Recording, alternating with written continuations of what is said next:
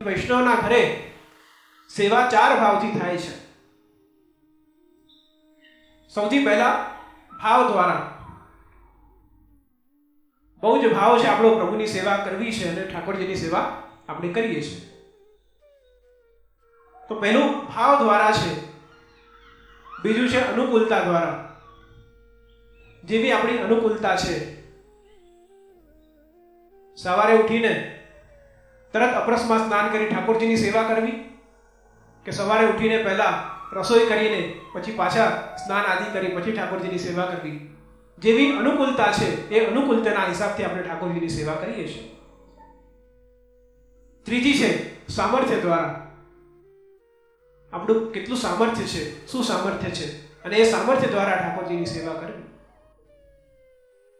ઘણીવાર ઈચ્છા હોય કે ઠાકોરજી પુષ્ટ કરાવવા છે, હજી ખેલના ઠાકોરજી બિરાજે છે, પણ સામર્થ્ય જ નથી. જ્યારે સામર્થ્ય હશે, જ્યારે સમય આવશે, ત્યારે જ એ સંભવ થઈ શકશે. ત્રીજું છે સામર્થ્ય દ્વારા, અને ચોથું છે અધિકાર દ્વારા.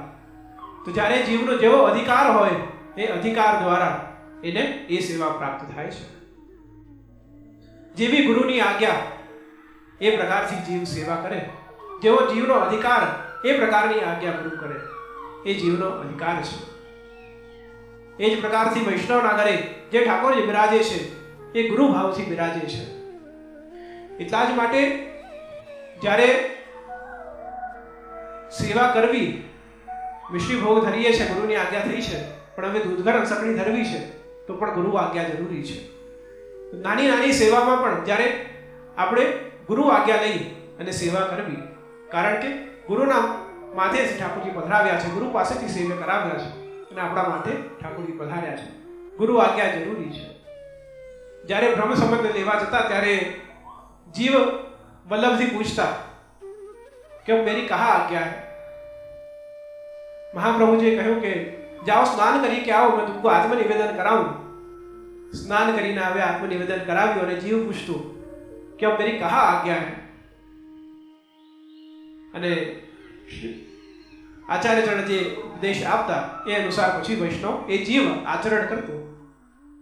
આજનો સમય એવું છે કે ઘણીવાર કોઈ બ્રહ્મ સંબંધ લેવા આવે ત્યારે પહેલા જ કહી દે કે હું તો આ સેવા કરવાનું છું. પહેલા ગુરુ આજ્ઞા કરતા એ પ્રકારથી જીવની પાત્રતા જોઈને અને પછી ગુરુ આજ્ઞા કરતા કે તું આ પ્રકારથી સેવા કરજે. આજે ઘણીવાર શું થાય છે કે જ્યારે કોઈ જીવ બ્રહ્મ સંબંધ લેવા આવે એ સામેથી જ કહી દે હું આટલું આટલું કરવાનું છું, હું આટલું આટલું કરી શકું છું. જેમ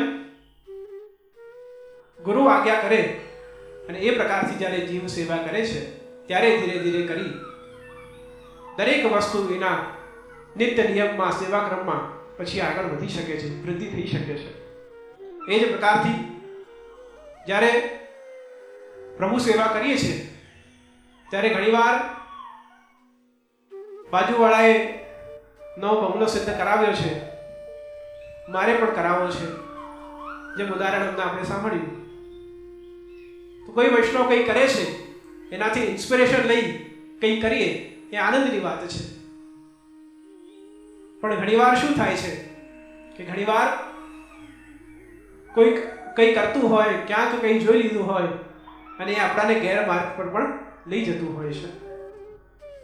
આપણા પ્રસંગોમાં, વાર્તા પ્રસંગોમાં આવે છે એક વૈષ્ણવ ભોગ ધરી રહ્યો હતો અને ખબર પડી ગામમાં વલ્લભ પધાર્યા છે. મહાપ્રભુજી પ્રત્યે બહુ આસક્તિ અને ભોગ ધરી રહ્યો હતો અને ઉતાવળમાં જેમ સમાચાર મળ્યા વલ્લભ પધાર્યા છે, ઉતાવળમાં ભોગના ડબરામાં ચમ્મચ પધરાવીની જગ્યાએ એને દાંતર પધરાવી દીધું અને દાંતર પધરાવી અને ટેરો લઈ અને મહાપ્રભુજીના દર્શન કરવા ગયો. દર્શન કરીને જ્યારે પાછો આવ્યો ત્યારે એના સાથે બીજા 2-3 વૈષ્ણવ આવ્યા કે ઘરે ભોગ સરવાના છે, તું પણ સાથે આવી જજે, દર્શન થઈ જશે.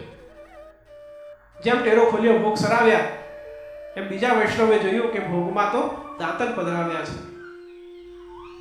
એને લાગ્યું કે ભોગમાં દાંતન જ પધરાવાના હશે બીજા દિવસે એ ઘરમાં જ્યારે ભોગ ધરવા ગયો ત્યારે ચમચીની જગ્યાએ દાંતણ પધરાવી અને ઠાકોરજીના ભોગ ધર્યા.